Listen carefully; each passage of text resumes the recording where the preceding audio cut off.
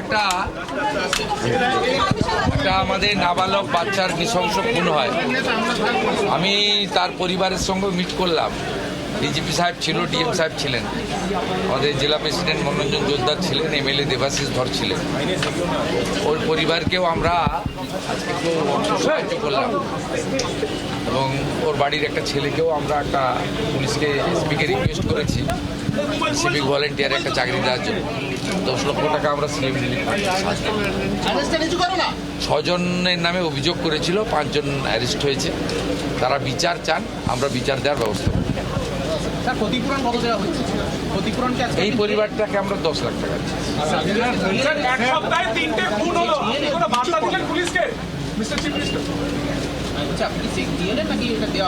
Check দিয়ে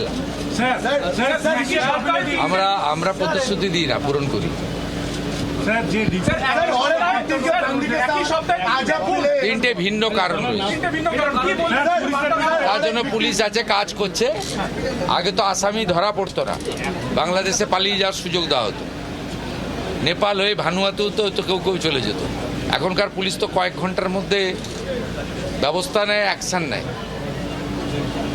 3টেই ভিন্ন ভিন্ন কারণ রয়েছে, একটার সঙ্গে আর একটার কোনো যোগ নেই।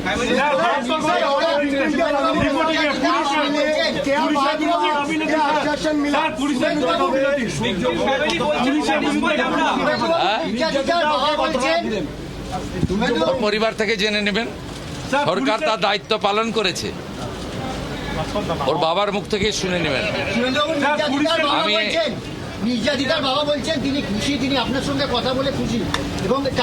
আমি কৃতজ্ঞ। ওই পরিবার প্রথম দিন থেকে মুখ্যমন্ত্রীকে, পুলিশকে সহযোগিতা করছে। আমি কৃতজ্ঞ, কারো উস্কানিতে পা দেয়নি। আর এখানে যারা উস্কানি দিয়েছিলেন তাদের অবস্থাটা দেখবেন, একটু সময় দিন, পুলিশ তাদেরও ব্যবস্থা নেবে।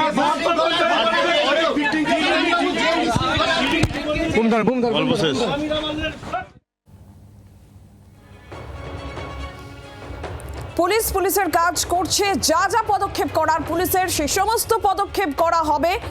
যেমনটা আমরা জানি যে বারুইপুরে ফুটবল খেলাকে কেন্দ্র করে যে কিশোরের মৃত্যু, তার পরিবারের সঙ্গে এসপি অফিসে সাক্ষাৎ করেন মুখ্যমন্ত্রী শুভেন্দু অধিকারী। তার আগে নির্যাতিতা নাবালিকার পরিবারের সঙ্গে সাক্ষাৎ এবং ইন্দ্রজিৎ মণ্ডল তার পরিবারের সঙ্গেও সাক্ষাৎ করা হয়। ইন্দ্রজিৎ মণ্ডল নাম পরিচয় জেনে হত্যা করা হয়েছে, সেটা গণপিটুনি নয়, খুনিদের দৃষ্টান্তমূলক শাস্তির বার্তা দেওয়া হয়েছে। ইন্দ্রজিৎ মণ্ডলের দাদাকে চাকরির দেওয়া হয়েছে এবং আবারও মুখ্যমন্ত্রী পরিষ্কার করলেন যে কোনোভাবেই কোনো অন্যায় বরদাস্ত করা হবে না, রিয়াত করা হবে না দোষীদেরও।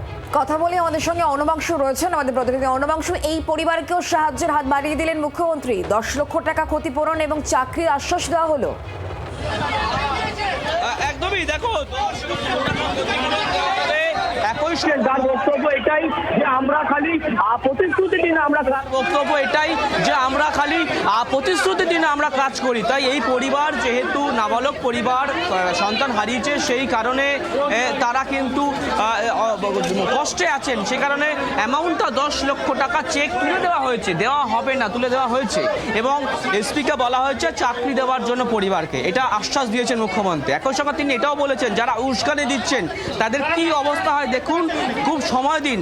কোথাও কি যারা উস্কানিমূলক কাজ করছে, ইন্ধন দিচ্ছে, গন্ডগোল পাকানোর চেষ্টা করছে, সেই সমস্ত মানুষদের আইডেন্টিফাই করে কঠোর ব্যবস্থা নেওয়া হবে, সেই বার্তা মুখ্যমন্ত্রী দিয়েছেন।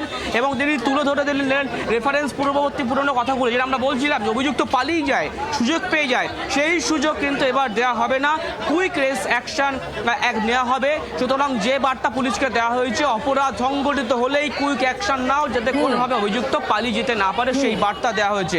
এবং সেটা যেটা বলছিলাম, তুমি নজর রাখো অনবাংশু। আপাতত অনেক ধন্যবাদ আমাদের সঙ্গে থাকার জন্য।